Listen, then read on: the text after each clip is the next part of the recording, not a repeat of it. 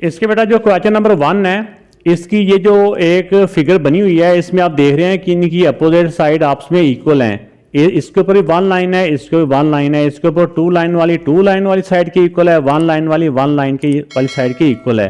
तो जिस साइड की अपोजिट साइड आपस में इक्वल होती है ना, उसको हम पैरेललोग्राम कहते हैं, पैरेललोग्राम। तो अब इसमें पैरेललोग्राम की ये प्रॉपर्टी है, एक रूल है कि इसके जो अपोजिट एंगल होते हैं ये एक दूसरे के इक्वल होते हैं, अपोजिट एंगल एक दूसरे के इक्वल होते हैं। तो इसमें ये आ गया कि इसके जो गिवन फिगर्स या given quadrilateral is a parallelogram. So या इसमें और भी इस तरह भी स्टेटमेंट भी लिख सकते हैं कि गिवन जो है जिसकी 4 साइडें होती हैं उसको क्वाड्रिलेटरल कहते हैं, जैसे ये लिखा हुआ है क्वाड्रिलेटरल।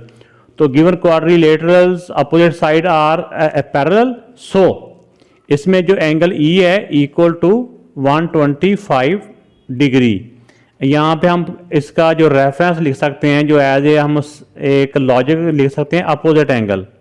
अपोजिट एंगल्स का चाहे ये वाला साइन ही डाल दें, अपोजिट एंगल आर इक्वल होते हैं, अपोजिट एंगल्स। अब इसमें एंगल ई का भी हमें मालूम हो गया कि 125 है।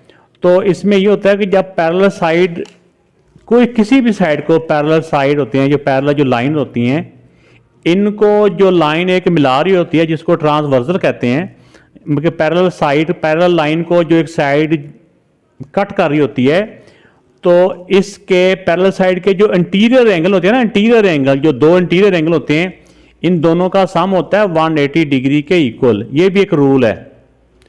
तो इसमें देखें कि ये अगर दोनों, चाहे आप इस तरफ की बात कर लें चाहे आप इन वाली दोनों की बात कर लें, तो अगर इन दोनों को प्लस करेंगे तो फिर भी 180 के इक्वल है, अगर इन दोनों को प्लस करेंगे फिर भी 180 के इक्वल है। तो हम f प्लस 120 इसको कर लेते हैं, ये दोनों भी पैरेलल है ना, तो इनको जो लाइन कट कर रही होती है उनके अंदर वाले दोनों एंगल का सम 180 डिग्री के इक्वल होता है। तो हम लिख लेंगे f plus 125 equal to 180 degree. तो ये 125 इस तरफ प्लस का है, इसको हम इक्वल के उस तरफ ले जाएंगे, इस तरफ प्लस का है, उस तरफ जाके ये माइनस का हो जाएगा। 180 में से 125 माइनस किया तो 55, तो एंगल जो f है इसकी वैल्यू आ गई 55 डिग्री।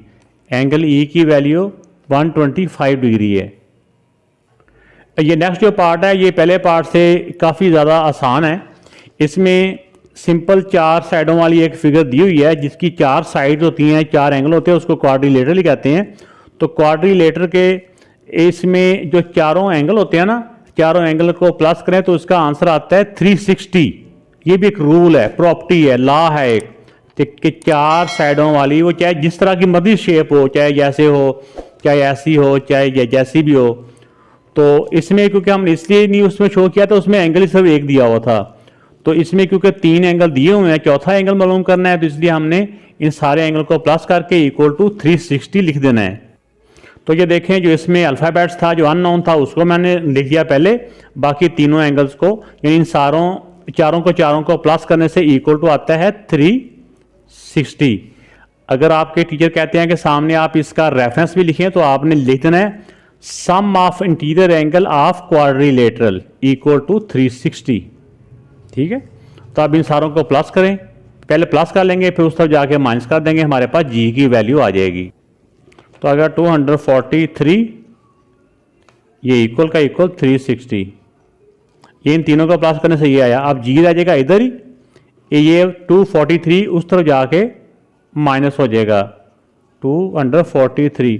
तो 360 में से 243 जब हम माइनस करेंगे तो हमारे पास आंसर आ जाएगा, तो इनको करके आएगा 117 डिग्री। तो ये जी की वैल्यू आ गई हमारी। जो नेक्स्ट पार्ट है इसमें ये भी क्वाड्रिलेटरल है, इसमें अंदर के 3 एंगल दिए हुए हैं, चौथा एंगल नहीं दिया हुआ। तो सबसे पहले हम इसका जो चौथा एंगल है अंदर वाला ये मालूम कर लेंगे इसकी हेल्प से। तो हमें पता है कि जो भी एक स्ट्रेट लाइन होती है ना, स्ट्रेट लाइन का जो सम ऑफ एंगल होता है, कोई भी स्ट्रेट लाइन होती है उसका स्ट्रेट लाइन के ऊपर जो टोटल एंगल होता है वो 180 डिग्री होता है। तो ये वाला एंगल मालूम करने के लिए हम 180 में से 121 माइनस कर देंगे, तो हमारे पास जो आंसर आएगा ना वो इस एंगल की वैल्यू आ जाएगी। तो ये आ गई 59। 59 डिग्री। तो अब देखिए हमारे पास अब ये 3 एंगल ये भी आ गए और चौथा एंगल जो अननोन है वो हम मालूम कर लेंगे। तो इन चारों एंगल को प्लस किया तो इक्वल टू आ जाएगा 243 इक्वल टू 360। तो अब ये 243 उस तरफ चला जाएगा। ये इसका बेटा चौथा पार्ट है ये, तो तीसरा पार्ट शायद मिसिंग हो गया, इसके बाद मैं तीसरा पार्ट करवा देता हूँ। -243, अब 360 में से 243 माइनस किया तो आ जाएगा 117। तो ये x जो एंगल है उसकी वैल्यू आ गई, ये वाला जो एंगल था x, इसकी वैल्यू आ गई 117।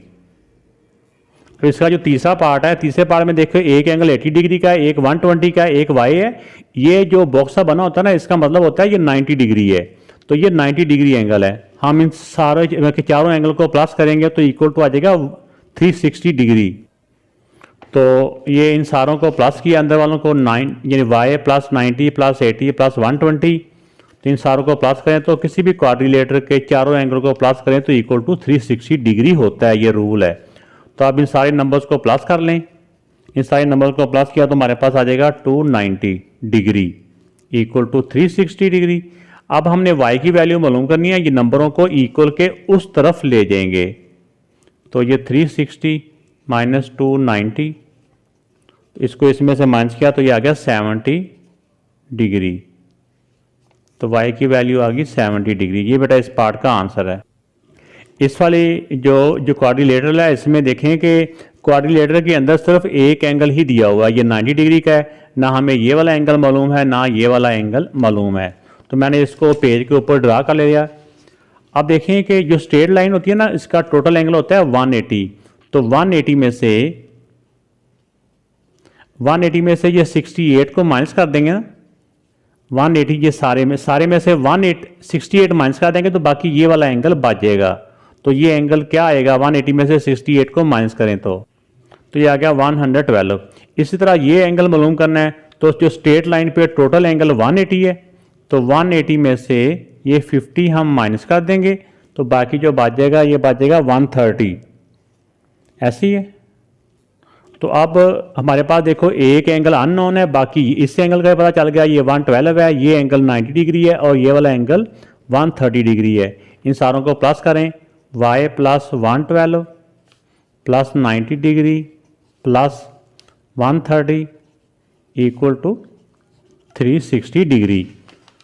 तो चारों एंगल को प्लस करने से क्वाड्रिलेटर के इक्वल टू 360 डिग्री होता है। अब इन तीनों वैल्यू को हम प्लस करते हैं। पहले यह आ गया 232 इक्वल टू 360। अब ये वाली वैल्यू इस तरफ प्लस हो रही है, इक्वल के दूसरी पार जाएगी तो उस तरफ जाके ये माइनस हो जाएगी। अब 360 में से 232 माइनस किया तो आ जाएगा 128। तो ये y की वैल्यू आ गई 128 डिग्री। ये y की वैल्यू आ चुकी है। अब ये जो लास्ट पार्ट है, इसमें देखें कि ये सारी साइड इक्वल हैं, ठीक है ना। अपोजिट साइड पैरेलल भी हैं। अगर आर साइड इक्वल भी हों या अपोजिट साइड भी इक्वल हों तो वो पैरेललोग्राम होती हैं। तो अब इसमें देखें कि पहले हमने u भी मालूम करना है और फिर t भी मालूम करना है। तो पहले u मालूम करते हैं। जैसा हमें पता है कि ये स्ट्रेट लाइन होती है ना, 180 की इक्वल होती है। 180 में से 125 माइनस कर देंगे तो बाकी u ही बचेगा।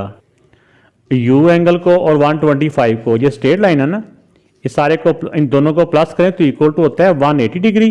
तो u इधर ही रह जाएगा, 180 माइनस 125। 180 में से 125 को जब हम माइनस करेंगे तो हमारे पास आ जाएगा 55 डिग्री। तो u एंगल की वैल्यू आ गई 55 डिग्री। अब इसमें जो t एंगल है, t एंगल भी हम दो तरह से मालूम कर सकते हैं। एक तो होता है कि ये पैरेलल साइड के अंदर जो लाइन कट कर रही होती है ट्रांसवर्सल, उसकी एक साइड के जो दोनों एंगल होते हैं ना, उनका सम 180 डिग्री के इक्वल होता है। एक तो हम इस तरह भी कर सकते हैं कि t plus 125 equal to 180 degree. तो एक ये भी हो सकता है कि ये पैरेलल लाइन है, पैरेलल लाइन को जो लाइन कट कर रही होती है, ये एक एंगल होते हैं जिनको बोलते हैं अल्टरनेट एंगल्स। तो अल्टरनेट से डायरेक्ट u इक्वल टू जो भी u की वैल्यू आई है वो t के इक्वल आएगी। तो t एंगल को और 125 को प्लस करें तो 180, और ये 125 है दूसरी तरफ जाके माइनस हो जाएगा। तो इनको माइनस किया तो ये भी 55 डिग्री आ गया, u भी 55 है, ये भी 55 डिग्री आ गया।